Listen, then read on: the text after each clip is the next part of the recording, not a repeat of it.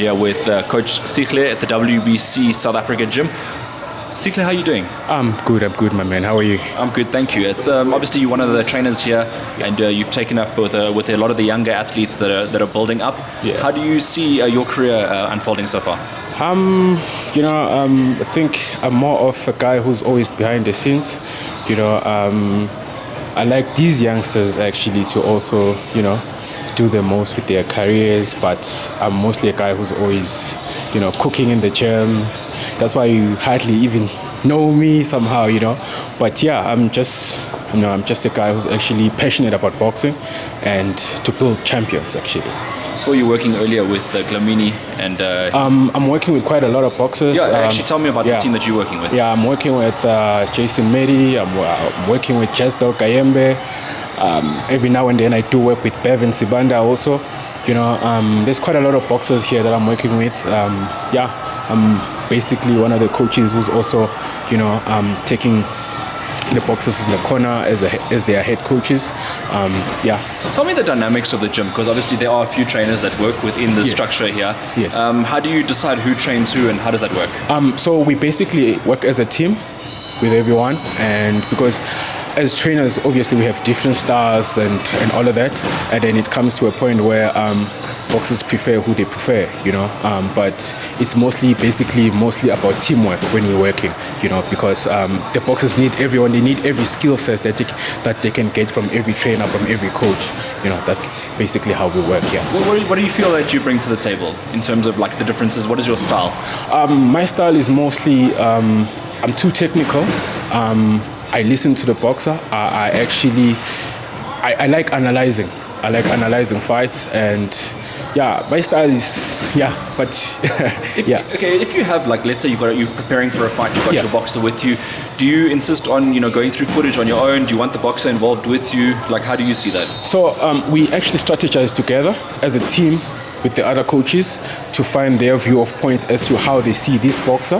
What can we work on to actually improve, working towards the fight, how we can improve our boxer to actually counteract the things that their team of the opponent they might bring on the table. So we actually work towards that, but it's mostly everyone has to put in the effort towards the boxer. It's not just me individually as to I'm just going to sit down and analyze the fight by myself. Of course, I do that by myself, but I always come back to the team and ask their suggestion. What do they think about this? Where can we actually improve? What do we need to do? So you'll be just at the weigh-in in a few seconds with Jason Medi yes, as well. How's his camp gone? His camp was great. His camp was good. He's been preparing for almost 3 months for this camp. Even in holidays, he was here, he was training. There was no rest for him. So he's more than ready. I trust he's bringing it home. He's bringing it home, definitely. I know that Jason Medi as well, he's spoken highly as well. There's not much happening here in the light heavyweight division in South Africa. Yes. He's ready to, super middleweight division. He's ready to sort of move it up and win this belt, get in the WBC ratings and go up. What do you see for him? I see him, getting, the what's rightfully his, because I feel like, he hasn't been really active that much because of the light heavyweight division, getting busy. Every now and then they get him a fight. Opponents pulling out and all of that, But I personally feel like, in super middleweight, that's where he's actually gonna get competition, and that is where it's gonna bring out the best out of him, Because I feel like he's an international material, and it's about time he actually get into this WBC rankings, and he just, get what he actually. Yeah. I know that Medi's obviously a part of the WBC gym, but he's often, he goes around and spars at other gyms. How do you operate and work around that? So with that, we actually communicate with our manager here, Brad Norman. So he's mostly planning the sparrings for him, and we just move around. And because we obviously not gonna get anyone coming here to spar him, so we actually need to go to other gyms where we can actually get sparring for him. But so far it's been good. Durant has been helping quite a lot. So he's been actually getting good sparring. All right, and in terms of your other boxers, what fixtures do they have coming up? You have Lebohang, you have Kwan, the one from Argentina. You have Khotso Ramabo. They're fighting mostly 6 rounds. I think Lebohang and Khotso, they're fighting 6 rounds. And Juan is fighting a very tough opponent also. But personally, I feel like, it's the right time. It's actually going to bring the best out of him also, And he's fighting 8 rounds. And then you have Jason Mady, 12 rounds. As a young trainer in the game, and when I speak to a lot of the other trainers that are making a name for themselves and building through the ranks, they obviously want to be competitive and mix it up. Yeah. Do you look at any of the other trainers in the industry that you have a lot of admiration and respect for? Yeah, I've seen Shannon. He's one of my he's actually a great coach. Isham also one of my guys that I worked with when Leo was preparing for his debut. I mean, when he's preparing for the pro sparring. We used to go there with Jason for sparring. So he's one of the nice guys also. I see his style, But as for me, I personally feel like, I'm actually looking at an international level. I'm checking those guys.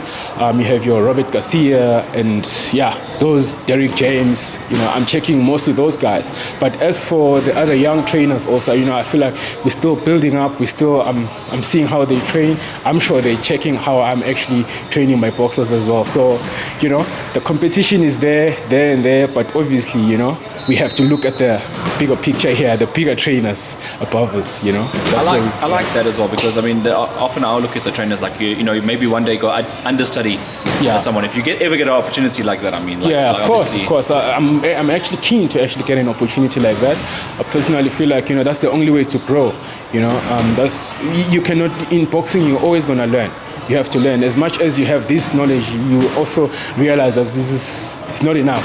It's always not enough. You cannot really go to bed without actually watching boxing. There's always something, there's a gap that you always need to fill, because you never know what these other trainers are doing. You understand? That's what keeps you awake at night.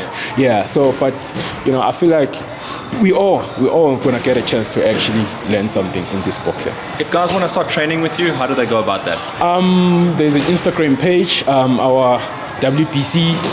You can actually contact the people there who are actually running the page. I also have my Instagram account at Coach Sihle Matenja. You can actually find me there, and my email address is also there. You can contact me whenever.